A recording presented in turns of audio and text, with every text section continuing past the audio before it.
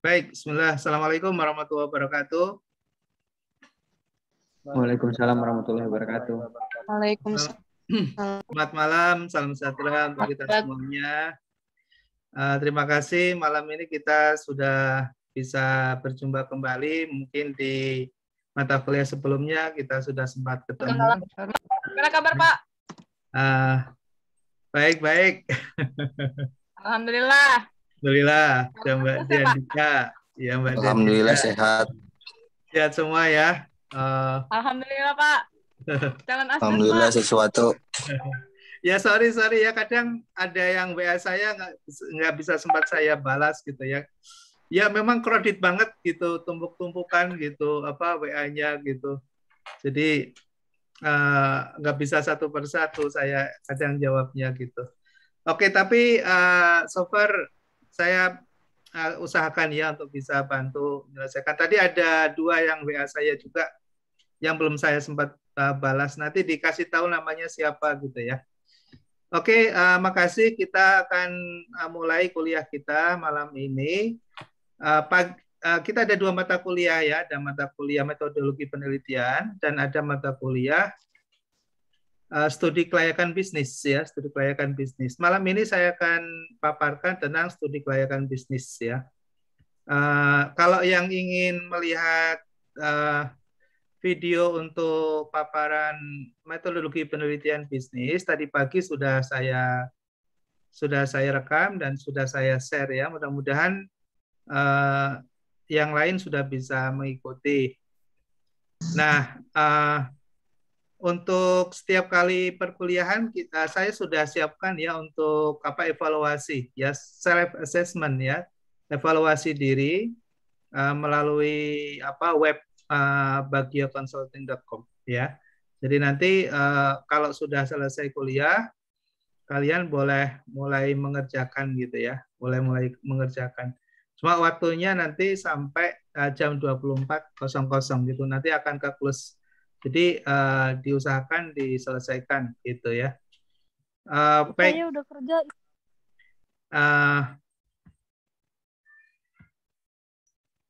Ya, saya siapkan ya studi kelayakan bisnis.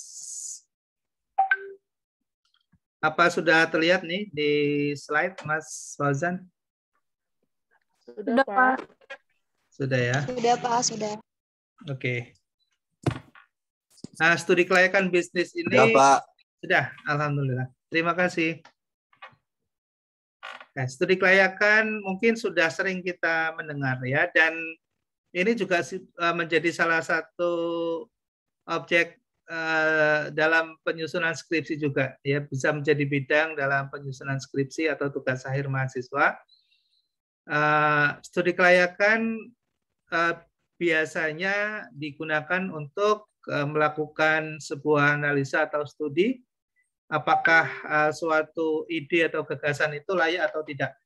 Kalau misalnya di dalam kegiatan formal kelembagaan ya, kalau kita mau mendirikan suatu usaha, kemudian kita minta izin gitu ya, minta izin ke regulator atau otoritas gitu, atau ke pemerintah, kita diminta untuk menyertakan studi kelayakan gitu ya, karena di dalam studi kelayakan itu untuk memastikan bahwa apa yang kita mau lakukan itu sudah terencana dengan baik. Ya, sudah terencana dengan baik.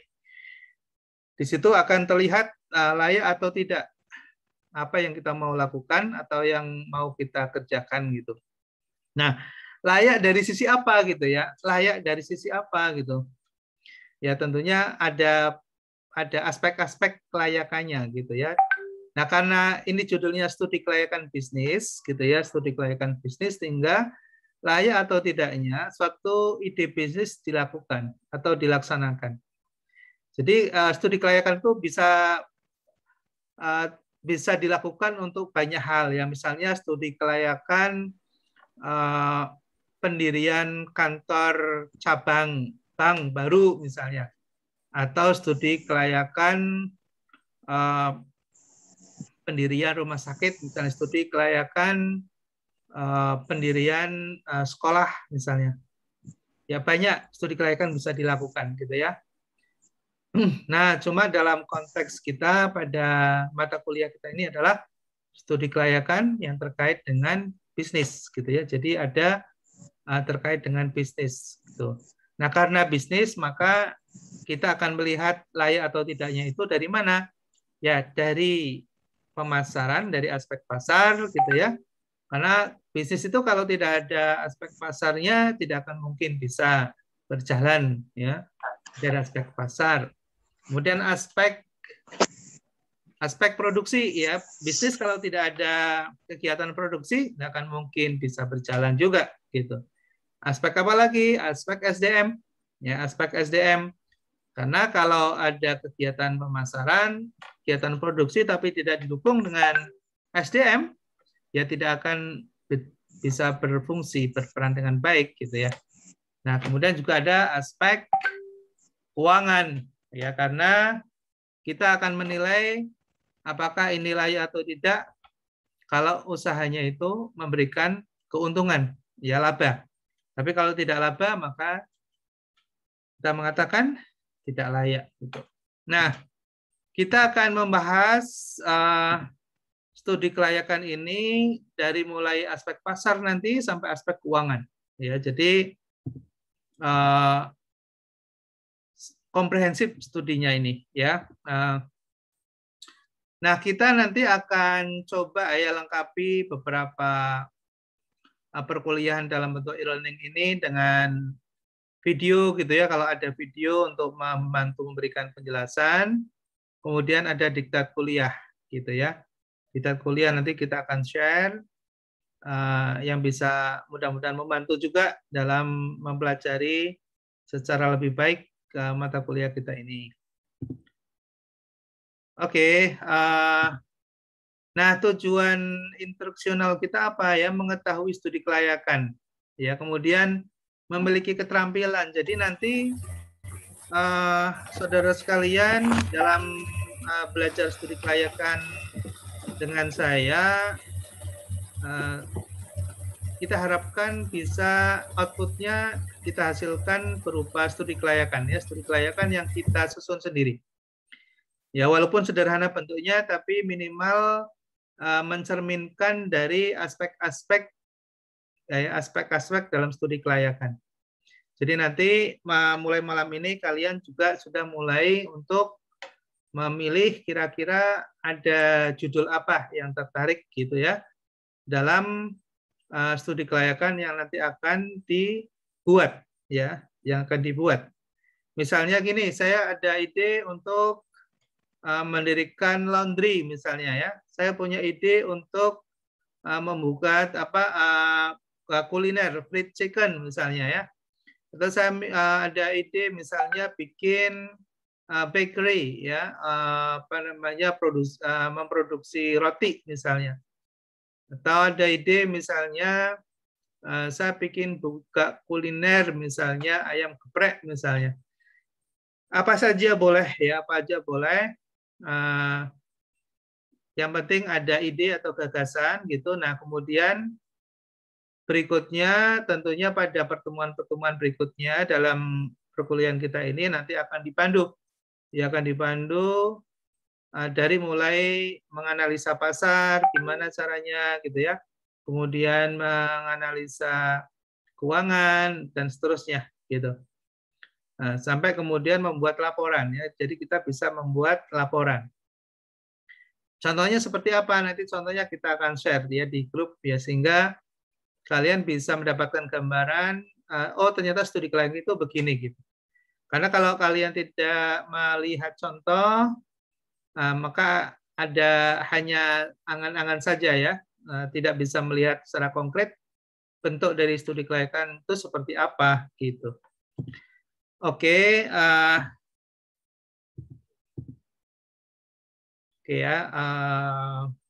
Oh ya, video nanti video yang dimaksud adalah video rekaman perkuliahan maksudnya begitu ya. Jadi nanti kalau yang ingin mengulang kembali dan ingin mendengarkan paparan perkuliahan ini bisa memutar kembali apa yang pernah disampaikan oleh dosen gitu ya dalam perkuliahan Nah, tiap topiknya seperti apa gitu ya. Jadi nanti saya usahakan untuk saya rekam sehingga nanti bisa diputar kembali kalau ada yang ingin merefresh. Oke. Nah, kemudian ya kalau saya sarankan sih kalian punya buku saya ya, beli buku aja di Shopee ada ya, di Shopee. Ini bukunya udah lama ya. Pertama kali saya membuat buku itu ini ya, studi kelayakan tahun 2006 ya, waktu Gizi pertama kali berdiri. Ya, waktu Gizi pertama kali berdiri. Jadi, kalian boleh beli di Shopee, bisa saya lihat di Shopee dijual ya. Kalian boleh. Nah, nanti dari buku ini bisa dapat contoh-contoh gitu ya, dapat contoh. Bahkan ada CD-nya, ada CD contoh-contoh studi kelayakan yang dibuat oleh kakak kelas Anda gitu ya. Yang buat bukan saya nih, yang buat kakak kelas Anda gitu ya. Kebetulan saya lihat bagus-bagus ya, idenya bagus-bagus gitu. Makanya kemudian saya susun untuk contoh gitu. Oke. Nah, dalam pembelajaran kita ini selain nanti ada pemaparan, tadi ya ada tes pemahaman. Jadi untuk bisa mengetahui saya paham atau belum, tinggal nanti di self assessment aja ya, dikerjakan di dalam pretest studi kelayakan seperti nanti yang kita tunjuk, yang kita informasikan ya. Nah, kemudian ada studi kasus, kemudian ada penugasan lewat kertas kerja ya. Nah, jadi mata kuliah kita ini mata kuliah applied ya. Applied itu untuk aplikasi ya, untuk diaplikasikan. Jadi bukan mata kuliah yang menghafalkan teori-teori, tapi lebih kepada bagaimana dari teori yang sudah kita pelajari selama ini kita gunakan untuk maksud untuk membantu kita ya, untuk membantu kita dalam mengambil keputusan dalam bisnis. Ya, jadi sudah pada applied ya, pada aplikasi. Oke. Ini ya, nanti Anda akan mengerjakan soal-soal ini. Ada pertemuan pertama pengantar studi kelayakan. Nanti kalian bisa klik nanti kalau sudah siap ya, kalau sudah mendengarkan perkuliahan kita ini ya. Oke. Saya kira pengantar saya sudah cukup untuk mempersiapkan perkuliahan kita sampai pada akhir semester nanti ya. Jadi ya, ini ada modul studi kelayakan, nanti kalian boleh unduh di e-learning ya, di bagioconsulting.com, di materi itu ada modul penyusunan studi kelayakan. Kalian bisa unduh ya, bisa ambil. Oke. Nah, sekarang kita masukin pada materi ya, materi utama kita. Ya, materi utama kita. Nah, tadi sudah saya jelaskan di awal tentang pengertian studi kelayakan, ya, tentang studi kelayakan. Studi kelayakan itu apa? Ya, studi kelayakan penelitian tentang layak tidaknya suatu ide bisnis untuk didirikan, ya, untuk dijalankan dalam jangka panjang. Nah, kok di sini saya juga mencoba untuk mencantumkan pengertian dari perusahaan, ya, karena nanti yang akan mendirikan usaha itu adalah perusahaan, gitu ya, perusahaan. Nah, jadi kita sebagai analis ya, kita sebagai analis gitu memposisikan diri kita sebagai profesional ya, jangan memposisikan diri kita sebagai calon investor gitu ya. Memposisikan kita sebagai seorang analis ya. Jadi kita akan menganalisa apakah layak atau tidak suatu ide bisnis yang nanti akan dijalankan oleh suatu perusahaan gitu ya. Persoalan kemudian perusahaannya nanti itu milik kita sendiri misalnya, itu nggak ada masalah, tapi pada saat nanti kita menganalisa itu posisi kita sebagai seorang analis yang profesional gitu ya. Jangan melibatkan unsur subjektivitas gitu ya. Kita harus objektif, ya, harus objektif gitu. Kalau layak ya layak, kalau tidak ya tidak gitu ya. Kita nggak boleh misalnya ini sebetulnya tidak layak, tapi karena kita sangat senang banget kita mengatakan layak gitu. Nah, itu bedanya di situ ya. Kita studi kelayakan itu sangat objektif sekali gitu ya. Jadi berdasarkan dari fakta dan data. Ya, bukan feeling ya, bukan insting ya, beda lagi ya. Kita tidak bicara tentang insting atau feeling. Yang kita diskusikan nanti adalah fakta dan data. Ya, dasarnya fakta dan data. Nah, baik, saudara sekalian, di dalam studi kelayakan ini terkadang ada istilah lain ya, ada istilah lain. Misalnya pernah dengar misalnya business plan gitu ya, business plan. Nah, apa bedanya business plan dengan studi kelayakan gitu ya? Ini perlu saya jelaskan juga karena kalau tidak saya jelaskan bisa membingungkan gitu ya. Nah, business plan itu rencana bisnis. Nah, rencana bisnis pada umumnya itu dibuat atau disusun karena bisnisnya sudah berjalan, sudah running, ya sudah berjalan. Nah, business plan dibuat biasanya dalam rangka untuk mendapatkan investasi, mendapatkan pinjaman, untuk membangun jaringan dengan partner, gitu ya. Atau kita ingin membuat sebuah template operasional bisnis ya, business guidance misalnya. Nah, itu business plan gitu ya. Nah, tapi kalau studi kelayakan berbeda. Kalau studi kelayakan itu untuk menguji ide dalam rangka mendirikan suatu usaha ya, mendirikan suatu usaha. Jadi bisnisnya belum ada ya. Kalau studi kelayakan bisnisnya entitasnya belum ada. Kalau sudah ada namanya business plan gitu ya. Jadi jangan sampai keliru gitu ya.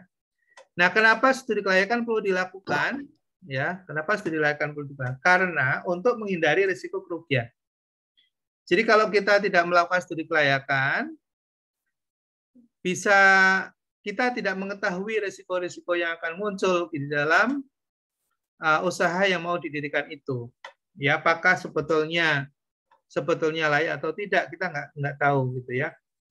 Kemudian tujuan yang lain adalah memudahkan perencanaan. Jadi kita akan lebih mudah dalam membuat planning karena data-datanya sudah tersedia ya di dalam studi tadi.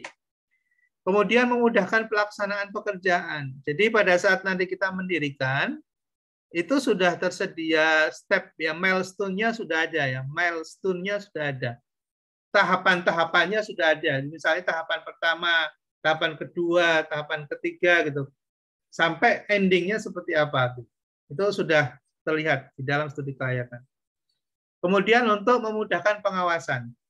Ya, kita bisa melihat ya, mengawasi apakah ini sudah terselesaikan atau belum tahapan ini gitu ya. Nah, jangan sampai kemudian ini belum selesai misalnya melakukan sesuatu yang lain misalnya.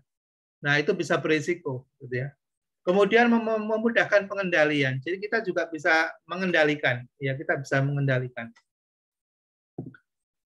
Nah, manfaatnya apa? Manfaat dari studi kelayakan. Manfaat dari studi kelayakan itu untuk membantu memberikan informasi kepada calon investor ya. Jadi bagi mereka yang memiliki dana yang kemudian tertarik dengan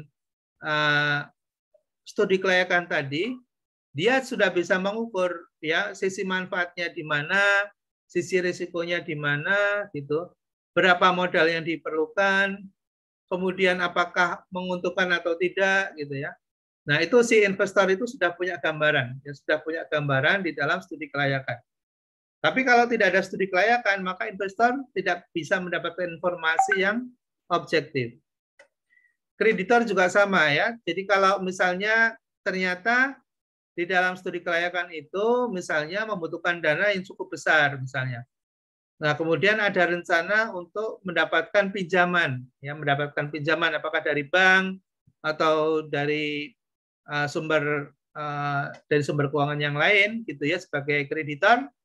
Nah, itu bisa nanti melihat apakah studi kelayakan itu mengatakan ini bisnis aman atau tidak, ya menguntungkan atau tidak, visible atau tidak. Nah, kemudian siapa lagi yang bisa memanfaatkan studi kelayakan? Manajemen. Ya, manajemen bisa mendapatkan informasi bagaimana pengelolaan usaha itu mau dilakukan ke depan. Ya, tahapan-tahapannya seperti apa, kemudian struktur organ yang diperlukan seperti apa, infrastrukturnya yang harus dibangun apa saja gitu, fasilitasnya apa saja gitu, sarana prasarananya apa saja. Itu manajemen sudah mendapatkan informasi dari studi kelayakan itu, ya. Tapi kalau tanpa studi kelayakan, maka manajemen ketika akan menjalankan itu bisnis, dia tidak punya arahan, tidak punya guidance, ya, tidak punya pedoman untuk bisa melakukan pekerjaan secara step by step gitu. Pemerintah juga butuh, ya, pemerintah juga butuh dari studi kelayakan untuk melihat apakah ini cukup membantu masyarakat atau tidak, gitu ya. Apakah nanti orientasi ekspor atau impor? Misalnya menggunakan produk bahan baku lokal atau impor, misalnya. Membuka lapangan pekerjaan baru atau tidak, misalnya. Jadi banyak hal yang mungkin pemerintah akan memperhitungkan akan disetujui atau diizinkan atau tidak. Dan yang lebih penting lagi juga masyarakat, ya. Masyarakat juga perlu tahu gitu, ya. Kalau misalnya bisnisnya ini cukup besar dan kemudian misalnya mengeksploitasi sumber daya alam misalnya, maka masyarakat juga perlu tahu sampai sejauh mana akan menggunakan sumber daya alam. Bahkan mengeksploitasi misalnya menggunakan bahan baku batu-batuan, mineral misalnya, tanah misalnya. Apakah merusak lingkungan atau tidak? Misalnya. Nah, itu akan bisa kita lihat dari hasil studi kelayakan yang dilakukan. Nah, saudara sekalian, nanti dalam pembahasan kita ini akan kita ikutin step by step dari mulai pemahaman dan pengertian ini yang kita sekarang sedang sama-sama ikuti, kemudian aspek-aspeknya apa saja dalam studi kelayakan gitu ya. Kemudian per aspek nanti kita akan bahas ya, dari aspek pasar, aspek produksi, aspek manajemen, aspek legal. Itu nanti akan kita bahas satu persatu ya, sampai ke aspek keuangan. Nah, saudara sekalian, ini ada yang kita sampaikan yang nanti akan kalian susun ya. Kalian nanti akan menyusun ide ya, akan menyusun ide gitu ya. Kalian bikin proposal ya, bikin proposal, latar belakang, maksud dan tujuan, ya, nama proyeknya apa. Jadi misalnya proyeknya adalah pendirian misalnya usaha laundry ya, atau proyek Anda ingin mendirikan misalnya PAUD misalnya ya, pendidikan anak usia dini misalnya, atau ingin apa saja terserah ya, namanya apa, lokasinya di mana, Anda punya lokasi di mana, kemudian Anda bisa lakukan sendiri atau Anda akan bikin tim, boleh ya. Misalnya kita 3 orang nih Pak, berkelompok, boleh ya, nggak apa-apa, silahkan. Saya mau bikin sendiri Pak, boleh gitu ya. Nah, eksekutif agency itu apa? Eksekutif agency itu tadi ya, pelaksananya, pelaksana atau yang akan menyusun studi kelayakan. Jadi ini proposal ya, proposal dalam rangka untuk menyusun studi kelayakan. Jadi sebelum menyusun studi kelayakan itu kalian bikin dulu ya, bikin dulu proposal studi kelayakan. Jadi studi kelayakan ada proposalnya itu. Proposalnya seperti yang ada di dalam slide kita ini ya. Nanti kalian ikutin itu, kemudian bikin timeline, schedule-nya. Nah, schedule-nya ya bikin 3 bulan misalnya ya, untuk pendirian 3 bulan atau ya 3 bulan lah ya maksimal. Kemudian bikin budget ya, budget untuk membuat studi kelayakannya, bukan budget untuk mendirikan usaha, beda ya. Loh, kok mau bikin studi kelayakan perlu budget? Iya gitu. Kenapa? Karena kalau Anda bikin studi kelayakan itu pasti nanti akan ada survei. Nah, untuk survei itu kan butuh biaya juga ya. Kalian nanti akan bikin laporan. Nah, untuk bikin laporan juga butuh biaya juga. Anda nanti mungkin perlu ada membuat percobaan misalnya ya, percobaan. Misalnya kalau bisnis kuliner kan produknya kan dalam bahan makanan gitu ya. Mungkin kalian juga perlu untuk melakukan uji produk, perlu ada percobaan beli bahan-bahan dan sebagainya gitu. Maka ada anggaran, ada budget. Jadi budget untuk membuat studi kelayakan, bukan budget untuk mendirikan usaha, bukan. Oke ya, sampai sini mudah-mudahan paham ya, mudah-mudahan nggak misleading ya yang saya jelaskan ini. Oke ya. Nah, berikutnya adalah alasan kenapa studi kelayakan itu penting ya. Studi kelayakan itu penting. Studi kelayakan penting kenapa? Karena untuk mengetahui produk yang nanti kita mau jual itu apakah marketable atau tidak. Ya. Jadi jangan sampai kita bikin bisnis atau usaha ternyata produknya tidak dibeli atau tidak laku gitu ya, tidak laku. Kenapa tidak laku? Ya karena kita belum pernah melakukan uji produk gitu ya, nggak pernah melakukan tes market gitu. Kita nggak pernah ingin mengetahui sebetulnya yang disukai oleh konsumen itu seperti apa gitu. Makanya dalam studi kelayakan itu ada analisis pasar. Ya, salah satunya adalah melakukan tes market tadi ya untuk mengevaluasi produk yang mau kita jual itu sebetulnya disukai oleh calon konsumen atau tidak gitu ya. Jadi jangan sampai kita udah beli gerobak, kita udah beli bahan-bahan, udah beli seluruh kelengkapan gitu ya, yang investasinya mungkin cukup besar ya, bisa 10 juta, 15 juta gitu ya. Tapi ternyata setelah kita jalankan gitu, produknya nggak ada yang suka, nggak ada yang mau beli gitu misalnya. Nah, kenapa begitu? Ya tadi karena kita tidak pernah melakukan evaluasi, tidak pernah melakukan tes, ya. Compatible dalam sisi apa? Compatible dalam sisi alat ya, sarana dan prasarana, ya. Jadi ketika Anda nanti punya ide produk apa yang mau dihasilkan atau jasa, itu harus didukung dengan peralatan atau fasilitas yang tersedia ya. Jadi jangan sampai misalnya punya ide yang bagus banget gitu ya, tapi ternyata alatnya tidak ada. Maka tidak compatible namanya gitu ya. Produknya mungkin disukai tapi kita nggak bisa produksi. Buat apa gitu ya? Jadi harus compatible antara produk gitu dengan sarana prasarana atau fasilitas yang dimiliki. Qualified, apa yang dimaksud dengan qualified? Qualified itu orang yang nanti akan menjalankan itu memiliki keahlian di bidang itu, gitu ya. Jadi misalnya kalian mau jualan martabak misalnya, martabaknya ini sangat spesial gitu ya, rasanya, gurihnya, bahan-bahannya yang terpilih gitu ya. Bagus gitu, tapi ternyata orang yang nanti akan produksi misalnya nggak bisa, ya percuma juga gitu, ya nggak akan terwujud gitu. Jadi harus diiringi dengan kapasitas produsen atau orang yang akan mengelolanya, gitu ya, qualified atau tidak. Legal berarti artinya ini bisnis apakah legal atau tidak, gitu ya, legal atau tidak. Legal itu ada dua pengertian ya, bisa legal dari sisi produk, bisa legal dari sisi bisnis atau usahanya, ada dua ya. Nah, legal dari sisi produk apa maksudnya? Legal dari sisi produk misalnya kita mau jual produk ini makanan misalnya gitu ya, makanan mau kita jual kepada orang-orang muslim misalnya. Nah, orang-orang muslim ini kan sangat peduli terhadap kehalalan dari produk gitu ya. Nah, maka biar legal gitu, biar ada pertanggungjawaban, maka sertifikasi dulu produknya, produk halalnya gitu ya.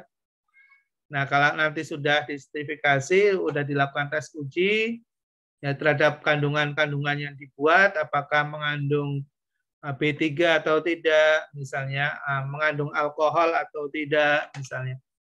Nah, kemudian setelah diuji halal, maka kita dapat sertifikat. Nah, itu namanya sertifikat legal. Nah, dari sisi misalnya kehalalan, misalnya. Nah, ada yang lagi, ini prosesnya benar atau tidak, aman atau tidak, bahan-bahan yang digunakan bagi kesehatan, apakah akan berbahaya atau tidak, maka kita perlu izin ke Kemenkes ya, ke Departemen Kesehatan dulu Depkes, sekarang Kemenkes gitu ya. Nanti dapat izin IRT ya. Nanti akan dilakukan sertifikasi dan kemudian dikeluarkan bahwa aman dari sisi kesehatan ya. Jadi legal itu bisa dari produknya atau dari sisi bisnisnya atau usahanya. Kalau usahanya berarti kita perlu daftarkan usaha kita gitu ya sekarang ke OS namanya ya, ada one stop service, ada satu layanan, satu pintu layanan gitu ya, yang bisa dapatkan NIB ya, ada nomor induk berusaha ya, sehingga kita dapat menjalankan secara legal ya, karena sudah terdaftar di pemerintah. Nah, kemudian terakhir adalah profitable ya, profitable. Jadi apakah bisnis kita itu menguntungkan atau tidak gitu. Nah, itu nanti bisa dievaluasi dan dianalisa gitu dari sisi aspek keuangan. Ya, dari aspek keuangan. Jadi kalau misalnya marketable, compatible, qualified, legal tapi tidak menguntungkan, untuk apa gitu. Nanti nggak akan bisa hidup, nanti akan sebentar kita buka bisnisnya, setelah itu tutup gitu ya, karena tidak menguntungkan gitu. Nah, itulah yang evaluasi yang dilakukan di dalam studi kelayakan ya. Jadi ada aspek pasar, ada aspek produksi, ada aspek SDM. Ya, ini aspek pasar nih ya, ini aspek pasar, ada aspek produksi, ada aspek SDM, ada aspek hukum, ini aspek hukum, ini adalah aspek keuangan. Ya, aspek keuangan.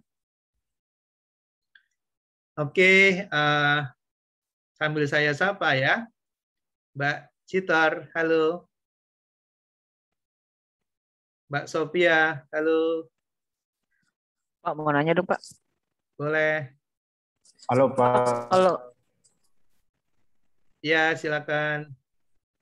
Pak, terkait dengan profitable itu, Pak, itu sampai dengan BEP atau gimana ya, Pak? Ada perhitungan atau untuk menyatakan untung atau ruginya itu dasarnya nanti apa ya, Pak? Iya. Nanti di dalam aspek keuangan kita akan mempelajari ya alat-alat yang kita gunakan untuk menganalisa apakah layak atau tidak gitu. Nah, nanti kita akan menyusun proyeksi keuangan ya, kita akan menyusun proyeksi keuangan. Nah, proyeksi keuangan apa yang kita proyeksikan yaitu neraca, laba rugi, cash flow, minimal 3 itu. Ya, minimal ada neraca, laba rugi dan cash flow gitu ya. Nanti kita dari ketiga bentuk laporan keuangan itu kita akan bisa tahu gitu ya. Misalnya dari sisi cash flow-nya itu ya. Cash flow apakah posisi akan defisit atau surplus gitu ya. Pada posisi defisit sampai pada tahun keberapa akan defisit dan bagaimana cara menanggulanginya misalnya. Apakah pas defisit itu kemudian pemilik akan melakukan inject ya fresh money ya, akan menginjek dana gitu misalnya, atau mau pinjam dana gitu ya. Jadi di situ nanti kelihatan gitu. Kemudian juga di dalam laba rugi ya. Biasanya bisnis didirikan nggak mungkin langsung untung ya, jarang sekali ya, jarang sekali bisnis didirikan tiba-tiba di bulan pertama misalnya langsung untung ya, itu sangat sulit sekali didapat. Pasti butuh waktu ya, mungkin pada bulan ke-6 atau bahkan bisa bulan ke-12 atau 1 tahun baru kemudian bisa mendapatkan keuntungan. Tapi di dalam proyeksi itu kita sudah bisa melakukan estimasi gitu ya, estimasi. Walaupun untungnya baru di bulan ke-12 misalnya atau bulan ke-13 misalnya. Nah, selama 12 bulan ada kerugian itu apakah mampu di cover ya dengan biaya modal yang ada ya, Artinya jangan sampai kemudian belum BEP tiba-tiba modalnya sudah habis gitu ya, sehingga tidak bisa sustain. Ya, tidak bisa sustain gitu. Jadi kalau mau mendirikan usaha itu sudah siap-siap untuk rugi di awal, harus siap-siap nombokin gitu ya, harus siap-siap punya reserve ya, cash reserve. Jadi, nah biasanya para pengusaha awal, para pemula ya, wirausaha pemula gitu, tidak memahami itu gitu ya. Jadi ya modal nekat sih bagus ya, nekat dicoba gitu. Tapi 1 bulan, 2 bulan nggak bisa jalan lagi karena nggak siap gitu ya. Ternyata rugi lagi, udah langsung putus asa, kemudian berhenti gitu. Nah, padahal kalau dalam usaha itu harus diperhitungkan gitu ya, harus diperhitungkan mulai pada bulan keberapa kita akan pada kondisi impas ya, pada kondisi break even itu dicapai pada bulan keberapa. Gitu ya Mas Walzan. Baik Pak. Pak, boleh nanya nggak Pak? Boleh, silakan. Kalau terkait tadi break even, Pak, itu sebenarnya ada standar nggak sih, maksudnya kalau untuk sebuah perusahaan itu harus break even berapa bulan gitu, Pak? Karena kan kadang ada apa pimpinan atau owner yang menargetkan pokoknya harus 6 bulan harus BEP nih. Sebenarnya itu ada ketentuannya nggak sih Pak? BEP itu harus berapa bulan? Nah, terus yang kedua Pak, boleh satu lagi nggak Pak? Ya, silakan. Terus kalau terkait studi kelayakan ini Pak, misalnya sebuah bisnis ini udah running, kemudian dia ingin menambah layanan, terus menambah cakupan ya layanan lah gitu, misalnya yang tadinya cuma melayani segmen ini, terus dia membesarkan gitu usahanya, itu perlu studi kelayakan lagi atau sekedar hanya bisnis plan aja gitu Pak? Misalnya kan dia harus nambah, taruhlah tadi layanannya cuma ada 3, sekarang dia mau nambah jadi 5 layanan gitu Pak. Itu sih Pak. Makasih Pak. Oke, Mas Nofri, makasih pertanyaannya. Ya, mungkin itu juga pertanyaan bagi yang lain ya. Oke, saya coba jawab Mas Nofri. Bicara tentang sampai berapa lama ya kita bisa break even gitu ya, break even point. Nanti pada sesi topik di analisa keuangan kita nanti akan pelajari ya secara detail gitu ya. Coba kalau pertanyaannya berapa lama BEP itu bisa dicapai, ya kita akan menggunakan asumsi-asumsi ya. Asumsi ya, paham ya Mas Tiari, asumsi. Jadi asumsi harga gitu ya, kemudian asumsi quantity sales-nya ya, size sales-nya, volumenya gitu ya. Nah, itu semuanya kan asumsi ya kan. Jadi kita bisa jual berapa produk kita dalam 1 bulan. Itu kan asumsi juga ya, estimasi gitu. Nah, itu nanti asumsi-asumsi itu yang akan menentukan ya berapa lama BEP itu akan bisa dicapai ya, bisa. Kalau misalnya volume sales-nya misalnya pada posisi tertentu kita butuh BEP periode PP namanya, payback periodnya 2 tahun, bisa saja menjadi 1 tahun gitu kan.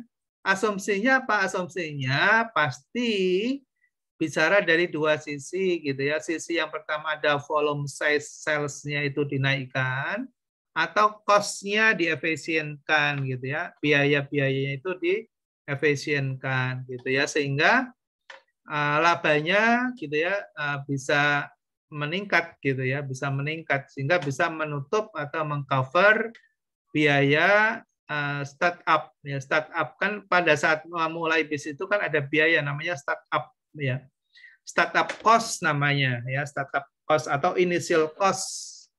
Jadi ada biaya pendirian gitu kan, ada biaya pendirian itu yang nanti bisa ditutup ya dari hasil penjualan.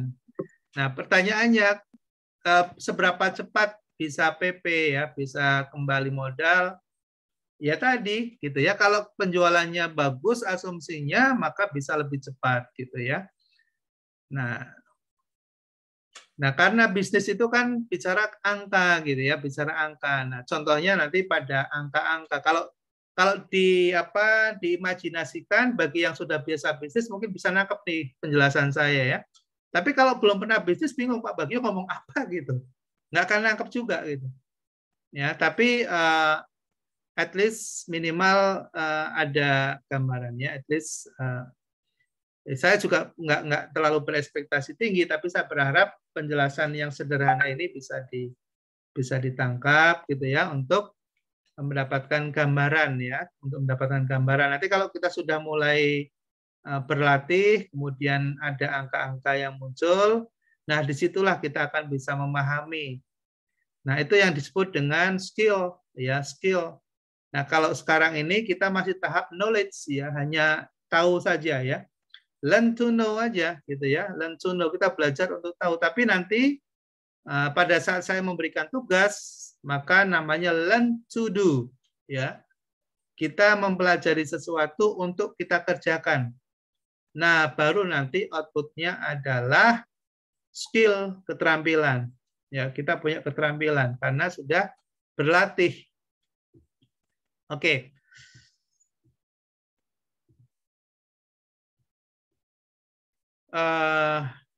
Berikutnya seberapa penting ya, seberapa penting studi kelayakan itu gitu ya.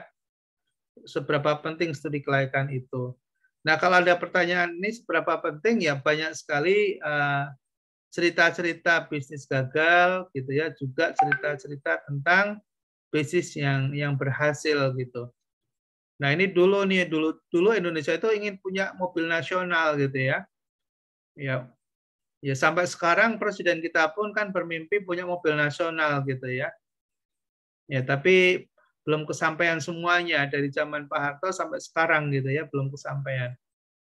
Nah, kok bisa gagal ya mobil nasional gitu ya? Ya karena ternyata sangat politis sekali gitu ya, sangat politis sekali gitu. Nah, dalam studi kelayakan awal Mopnas ya, namanya Timur, mobil Timur dulu, ada mobil Timur namanya. Itu aspek politik tidak dimasukkan gitu ya.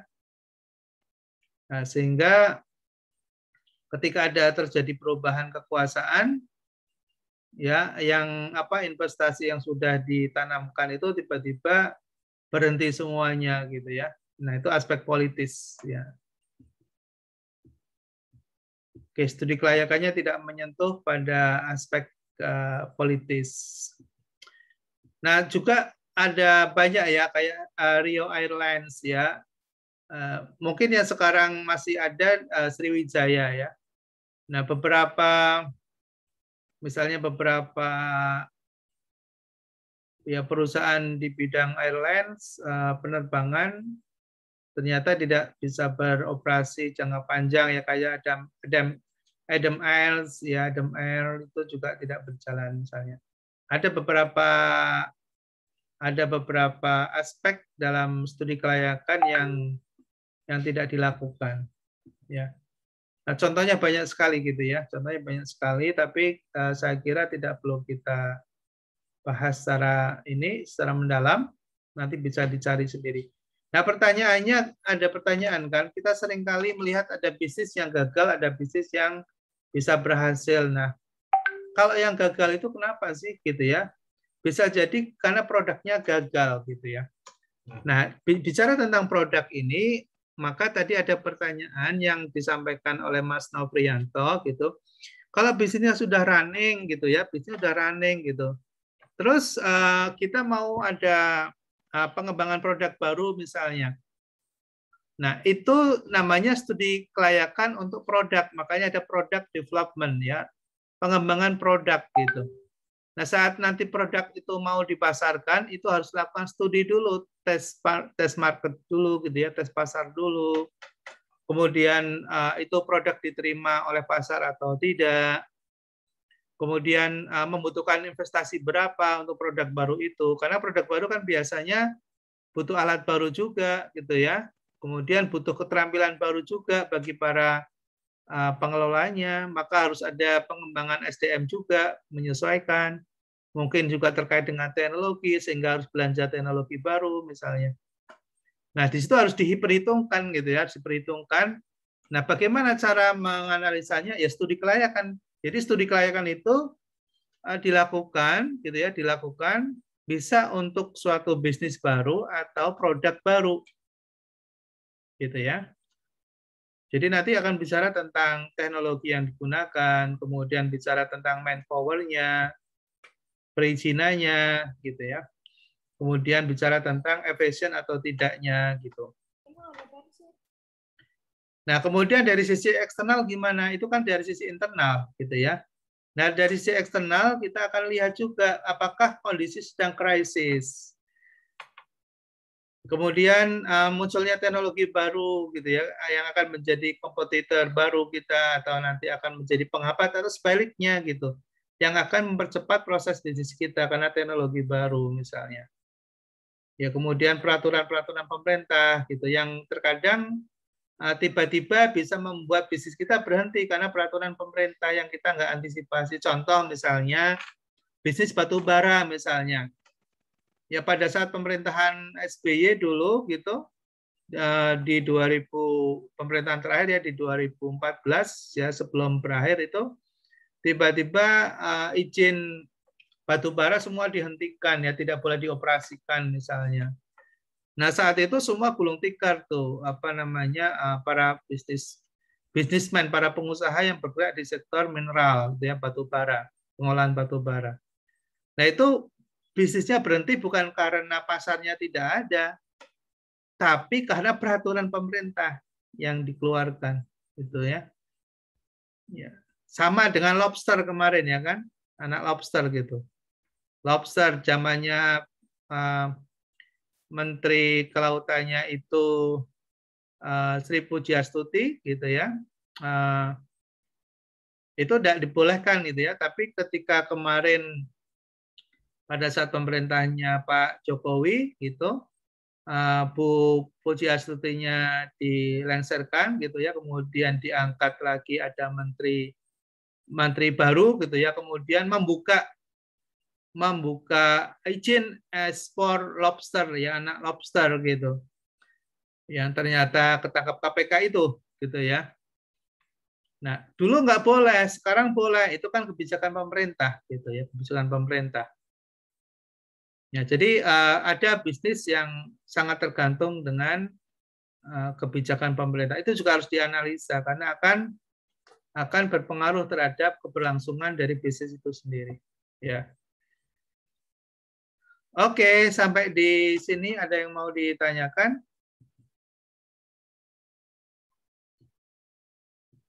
Nah, sambil jalan ya kalau belum ada yang ditanyakan.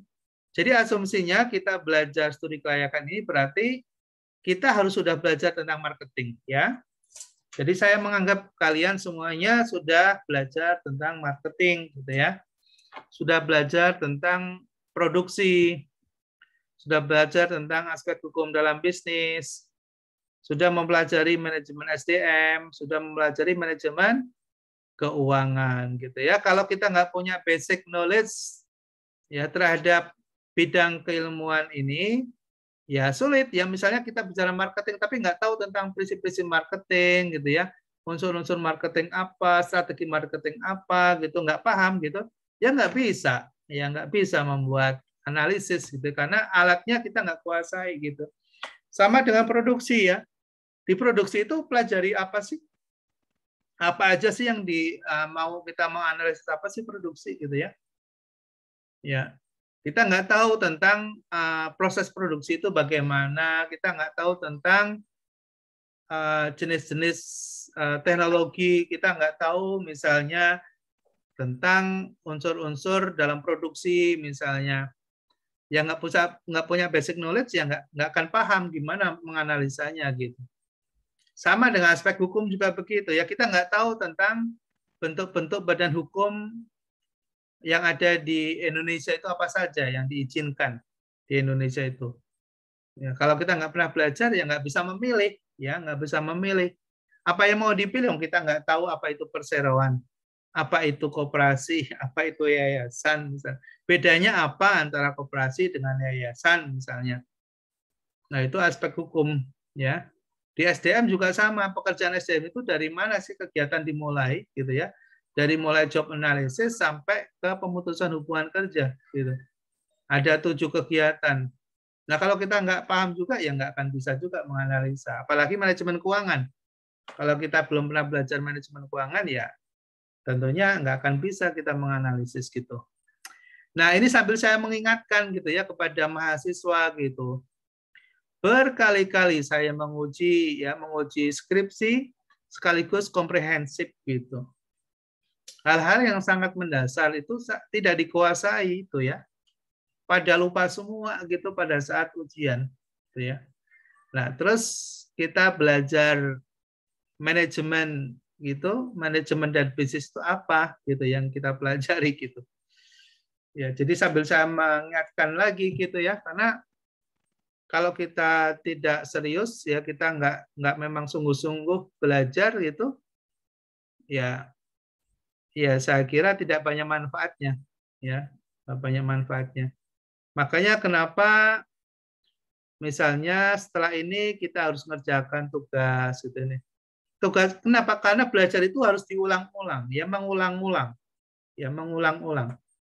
Kalau kita nggak mengulang, maka nggak ada repetition, maka nggak akan lupa. Ya lupa itu sangat manusiawi. Ya lupa itu sangat manusiawi. Maka biar nggak lupa apa? Biar kita ingat. Ya kita berulang-ulang kita lakukan. Gitu ya.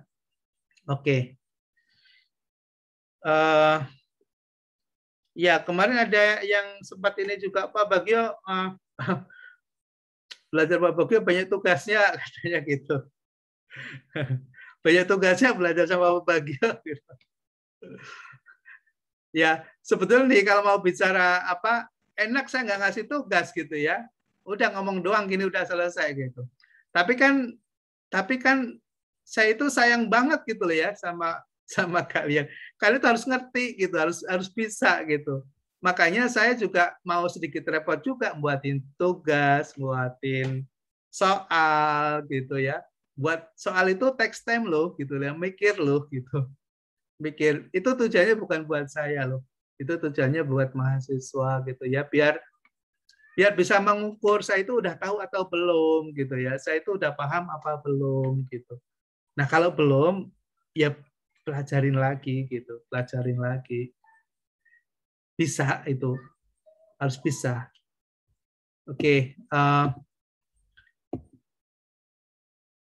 Nah, ini ya, kenapa sih belajar studi kelayakan itu, ya belajar studi kelayakan itu harus tahu tentang marketing karena nanti akan membuat analisis produk, ya, akan membuat analisis pasar, akan buat analisis persaingan, strategi, gitu ya. Kenapa kita harus punya basic marketing? Karena untuk itu, gitu ya. Untuk mengatakan marketable atau tidak itu dari situ, gitu ya, dari analisis itu, gitu. Operasi dan produksi misalnya, di dalam operasi dan produksi itu ada desain produk, ada memilih lokasi, membuat layout, ya membuat layout, memilih peralatan dan teknologi itu ada di produksi. Dan situ nanti akan bisa menjawab kompatibel atau tidak gitu. Aspek hukum juga sama ya. Kita memilih badan usaha, kemudian proses izin. Kalau kita tidak pernah mempelajari bagaimana aspek hukum, kita nggak akan paham ya proses perizinan itu dilakukan. Ya. Izin untuk produk yang tadi saya ceritakan dan izin untuk badan hukum. Kemudian manajemen SDM juga sama, dari mulai proses rekrutmen gitu sampai kepada fungsi-fungsi yang lain, sampai kepada pemutusan hubungan kerja. Nah itu nanti akan menentukan qualified atau tidak, gitu ya. Nanti yang akan menjalankan bisnis ini orangnya memiliki kualifikasi atau tidak. Nah keuangan ya, keuangan juga sama ya. Membuat laporan keuangan itu kan harus butuh pengetahuan tentang neraca, laba rugi, cash flow, gitu ya. Kemudian menganalisanya, ya analisis rasionya seperti apa, kemudian membuat budgeting, membuat budget. Ya dari situ nanti kita akan bisa tahu efisien atau tidak, profitable atau tidak, gitu. Oke.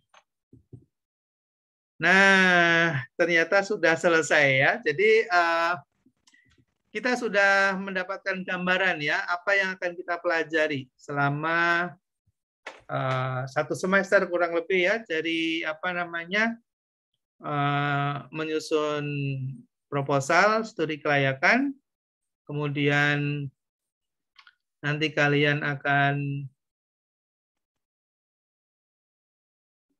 akan menyajikan dan menganalisis gitu.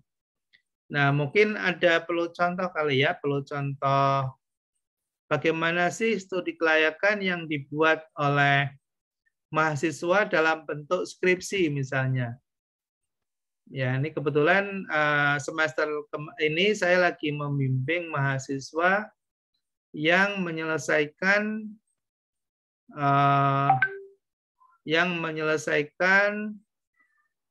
skripsi dengan topik studi kelayakan. Ya, ada beberapa mahasiswa, saya bimbing ada 5 mahasiswa ini yang mengambil judul tentang studi kelayakan. Ya, saya buka saja ya, sembarang ya untuk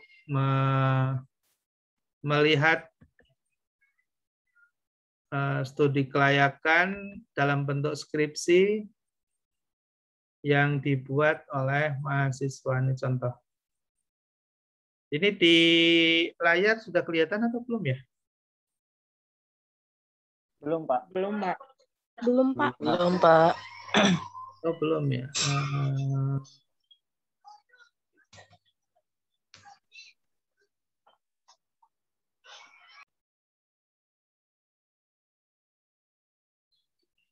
Oke, kok nggak muncul ya?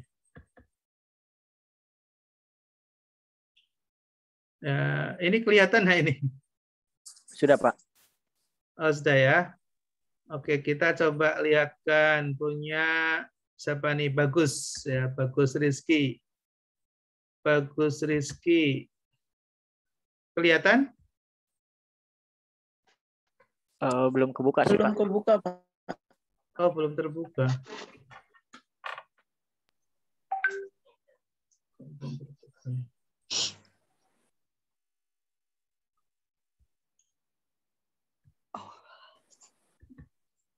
Nah, ini kelihatan?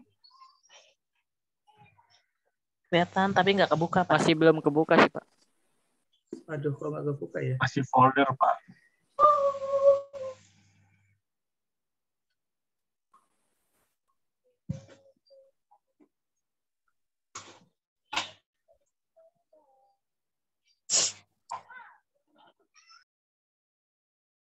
Ini kelihatan?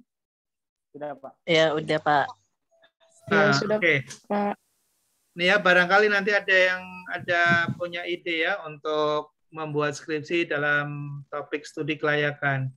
Ini Mas Bagus nih, dia buat studi kelayakan pendirian Rich Seafood Pineapple Industry di Dumai, Riau.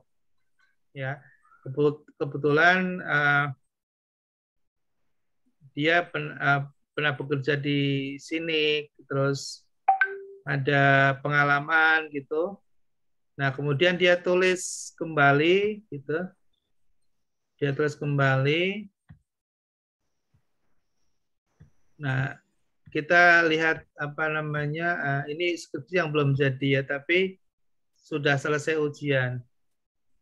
Isinya nih, kalau dari sisi isinya, kalau kita lihat ya, bab pendahuluan, ya, ada bab pendahuluan, ada tinjauan pustaka. Nah, di tinjauan pustaka ini bicara aspek-aspek tadi ya, ada aspek pemasaran, ada aspek produksi, ada aspek SDM, gitu ya.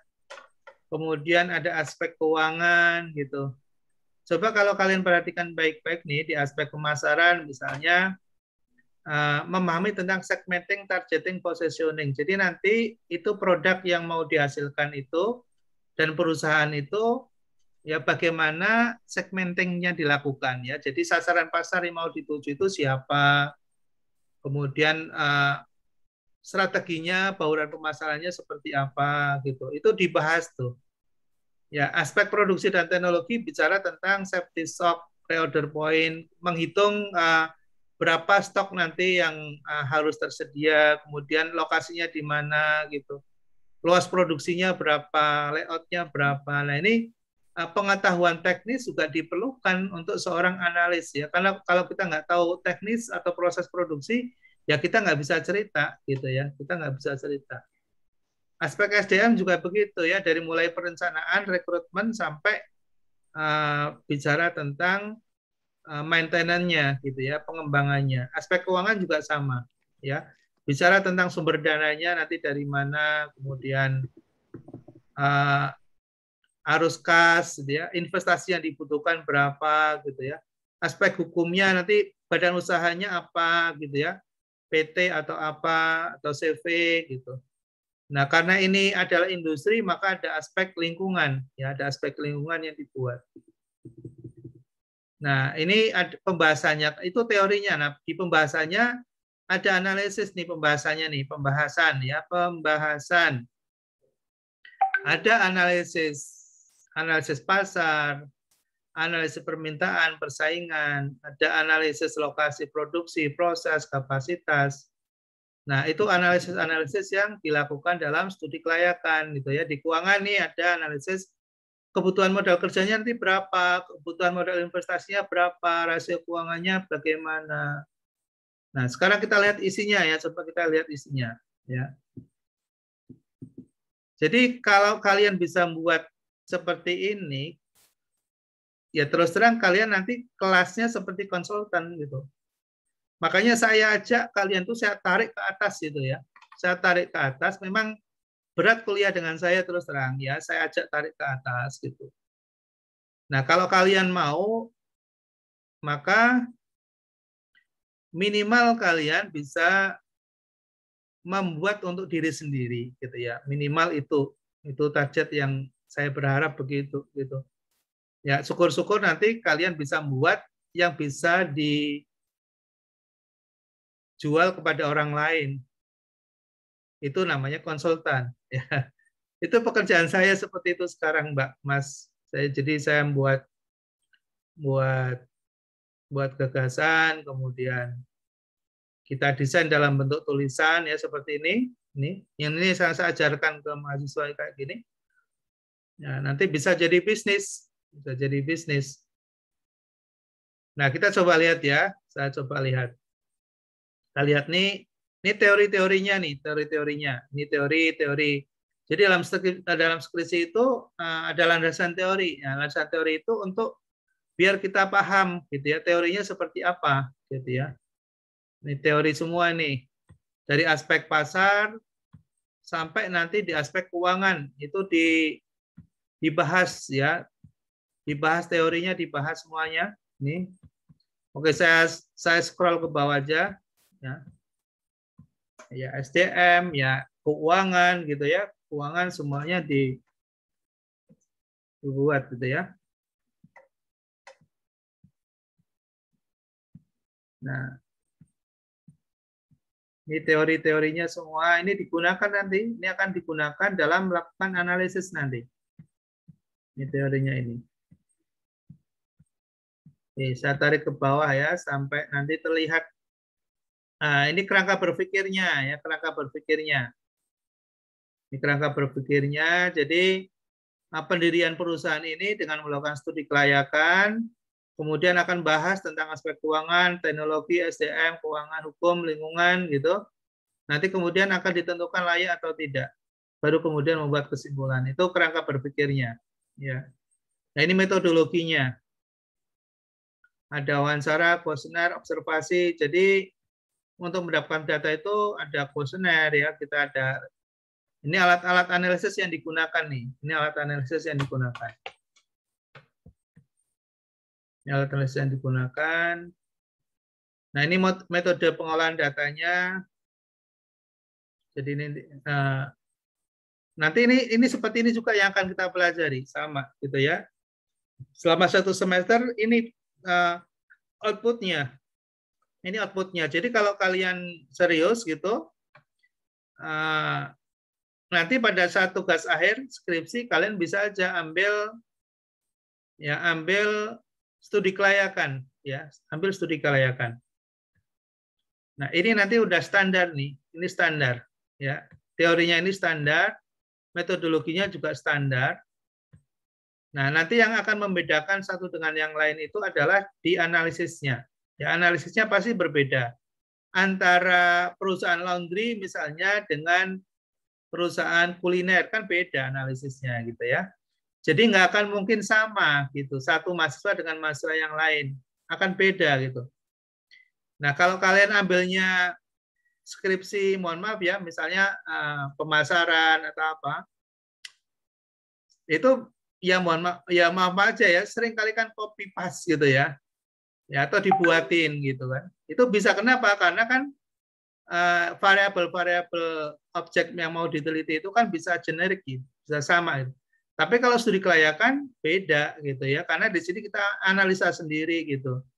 Kita kuasai apa alatnya, kemudian kita analisis ya. Nah, analisisnya mesti akan beda-beda satu dengan yang lain, nggak mungkin sama.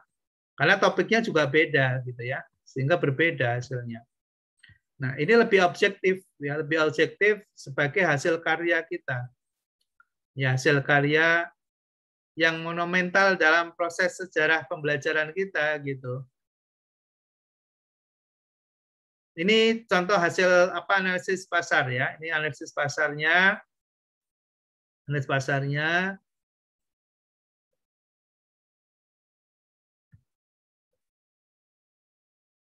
Ini contoh penyajiannya seperti ini gitu ya.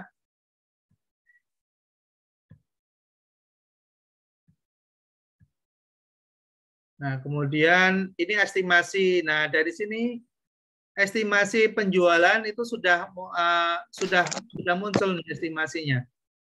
Kenapa ada estimasi penjualan? Karena nanti untuk menghitung analisis cash flow dan analisis laba rugi nanti. Ya, dari sini sudah mulai muncul. Ya, proyeksinya sudah muncul penjualannya. Kemudian analisis persaingan juga sudah dilakukan ya. Untuk produk pesaingnya seperti apa, produk yang diteliti seperti apa dari sisi harga. Ya, kemudian lokasinya di mana. Ya. Ini marketing mix-nya ya, marketing mix-nya. Jadi termasuk menentukan harga yang mau dijual berapa gitu ya. Tempat usahanya di mana, produknya apa, gitu ya. Kemudian kegiatan promosinya menggunakan apa saja medianya, gitu. Ya iklan, ada penjualan pribadi, ada publikasi, gitu. Ya kemudian ada analisis lokasi, ya lokasinya di mana, apakah di daerah Dumai, Subang, atau Blitar misalnya. Nanti akan dianalisa gitu ya. Nah, kalau sudah ada nilai yang skornya paling tertinggi, kemudian dipilih ya, dipilih misalnya di Dumai, ya dipilih di Dumai. Alasannya apa? Alasannya ada di situ, dia menjelaskan alasannya. Proses produksi juga harus bisa jelaskan ya, misalnya ini karena kegiatan produksi dari mulai awal sampai processing dijelaskan. Gimana proses produksi itu dijalankan gitu. Pemanenan gitu, pemotongan gitu. Ini layout ya, layout gedung pabriknya. Ini fasilitas produksinya apa saja yang digunakan gitu ya.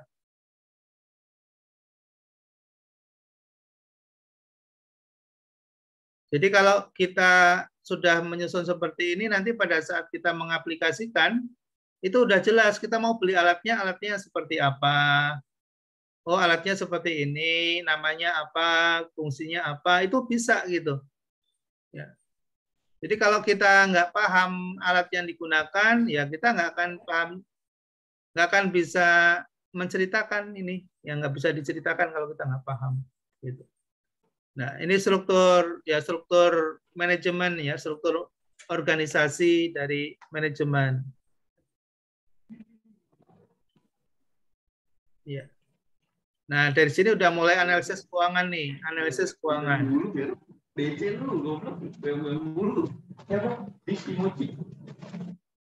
Ini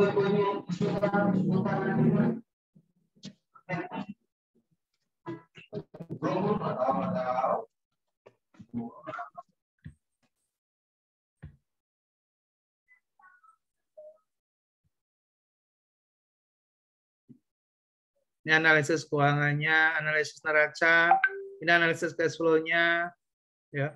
Ini analisis neracanya.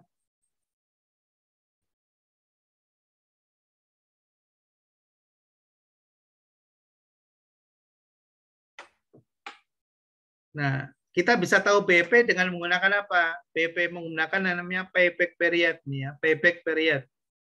Payback period ya. Pada kalau kita lihat di sini pada tahun pertama lebih 1 bulan ya. Ini hasil analisanya. Jadi 1 tahun baru bisa kembali modal. Ya, bentuk-bentuk analisis keuangan. Ini di dalam buku saya ada ya. Jadi kalian bisa belajar dari buku saya. Baca aja nanti cara apa namanya analisanya bagaimana itu ada di buku saya.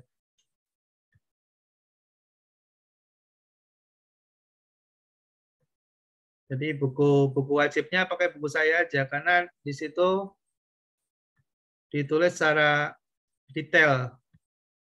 Biasanya kalau yang lain nggak ada contoh-contohnya gitu. Kalau ini saya ada contoh di buku saya itu. Ya. Oke, sudah ada gambaran ya. Jadi kurang lebihnya seperti itu. Nah, mahasiswa gizi bisa buat gitu ya. Mahasiswa gizi bisa buat seperti itu. Nah, ini yang lain lagi ya, contoh yang lain lagi ya. Contohnya misalnya tadi bagus ya. Tadi bagus Rizky. Kita coba yang lain ya. Siapa? Sari. Sari kelihatan di sini Sari. Oh, tapi belum di-compile ya Sari ya.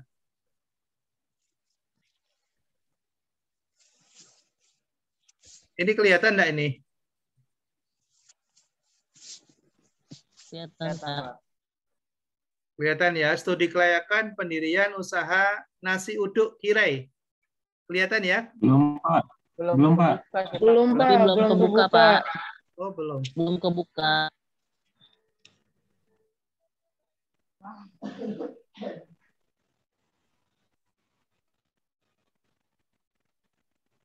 Ini kelihatan. Sudah, Oke, sudah ya. Sudah, Pak, Ini kalian, Pak. kelihatan ya. Ini pendirian usaha nasi uduk. Kalau tadi kan industri ya. Ini nasi uduk. Nasi uduk juga bisa gitu dibuat. Nah, analisanya seperti apa? Analisanya, nah kita lihat di analisanya ya. Ini tabel-tabelnya nih. Nanti kita buat analisa, dibuat lampiran semuanya, tabel dalam bentuk tabel ya. Nah, bentuknya kita tarik aja ke bawah ya, ke analisa pembahasan ya, analisa pembahasan.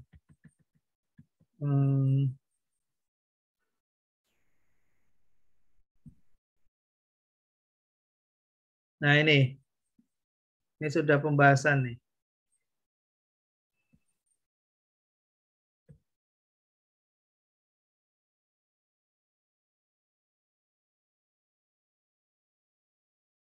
Mulai dari aspek pemasaran. Ini mahasiswa gizi loh. Mungkin kalau orang lihat ya, orang lihat kualitas yang disusun ini.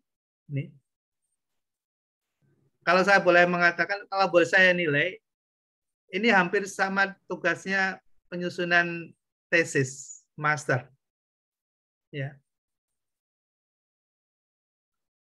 Ya, saya lebih bangga mahasiswa nyusun begini ya, daripada misalnya menyusun skripsi dalam bentuk pemasaran misalnya. Itu sudah jamak ya. Terkadang malah saya itu nggak terlalu percaya ini disusun sendiri apa bukan gitu ya. Terus terang ada perasaan begitu saya gitu ya. Tapi kalau begini, ini mesti dibuat sendiri ya, karena kan mikir, kemudian apa harus mengeksplorasi, kemudian menulis, ya, kemudian apa menghitung gitu. Ini betul-betul hasil karya gitu, hasil karya yang kita susun dan itu akan bermanfaat bagi yang bersangkutan ya, bermanfaat. Ini kalau kita lihat ya, misalnya ya dari mulai analisis permintaan misalnya, ya estimasi pasar, kemudian meramal, kan kita harus tahu juga nih rumusnya meramal, ya membuat estimasi peramalan permintaan. Jadi untuk meramal itu tidak kemudian asal ditaruh angka gitu ya, ada datanya, ada dihitung, diproses. Nah ini muncul seperti ini, estimasi penjualannya muncul, ya estimasi penjualannya muncul. Nah jadi nanti kita tahu ke depan ini ya 2021 berikutnya ini, oh ternyata akan tumbuh sekian gitu ya, akan naik seperti ini kondisinya. Ya, berdasarkan dari data empiris yang sudah diolah itu, ya kita bisa estimasikan. Nah nanti dari peramalan penjualan ini nanti kita akan bisa melakukan analisis keuangan gitu. Dasarnya analisis keuangan itu dari mana? Dari analisis pasar. Ya, dari analisis pasar. Ini nasi uduk itu bisa kalau dilakukan secara serius analisisnya itu detail. Ya seperti ini. Padahal jualan nasi uduk doang gitu. Ya. Ini kan untuk kebutuhan studi, ya untuk kebutuhan studi. Ini marketing mix-nya ya. Ini seperti ini. Jadi estimasi harga nanti mau dijual itu apa aja produknya dijual dengan harga berapa itu dibuat di situ ya promosinya. Kemudian segmentasi pasar ya, target pasarnya kemana gitu.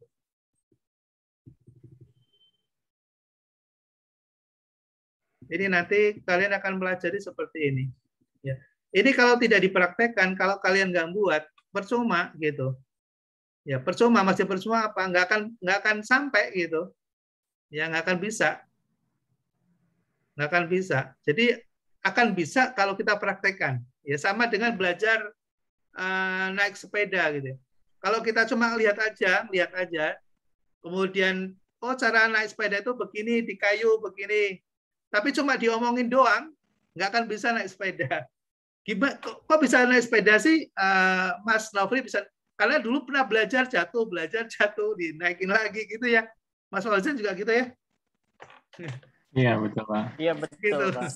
Jadi harus berani gitu, berani melakukan, berani mencoba, berani untuk melakukan gitu ya, melakukan gitu. Kalau hanya dipandang doang, ya apa indahnya sih Pak Bagio ngomong, nggak ada indah-indahnya sama sekali gitu. Nggak ada indahnya sama sekali gitu. Enakan dengerin kesukaan apa Mas Fauzan? Enakan dengerin Brori ya. Brori ya naik ya, asik gitu. Oke, sudah mudah-mudahan udah bisa kelihatan ya apa yang kita harapkan, apa yang kita mau tulis gitu. Seperti itulah kurang lebihnya ya. Kita kenalkan studi kelayakan. Mudah-mudahan bisa mendapatkan gambaran dan kita sudah mulai coba ya untuk menyusun proposal dengan dimulai dengan ide dulu. Ya, idenya apa? Gagasannya apa, ya kemudian kalian ikutin tadi tahapan-tahapannya itu. Ya, tahapan membuat proposal studi kelayakan, ya membuat proposal studi kelayakan. Oke, di materi sudah ada, nanti tinggal di-download aja, dilihat. Ya, kemudian dipraktekkan. Baik, terima kasih atas perhatiannya. Nggak terasa ya, 1,5 jam kita bersama dalam kuliah kita ini. Nanti tadi ada yang WA ke saya, yang belum ada namanya, tolong kasih nama ya, sehingga saya bisa bantu nanti untuk mengaktifkan di di webnya ya. Terima kasih. Selamat malam semuanya. Assalamualaikum warahmatullahi wabarakatuh. Waalaikumsalam. Selamat malam, Pak. Terima kasih, Pak. Selamat malam, Pak. Warahmatullahi Terima kasih, Pak. wabarakatuh. Terima kasih, Pak.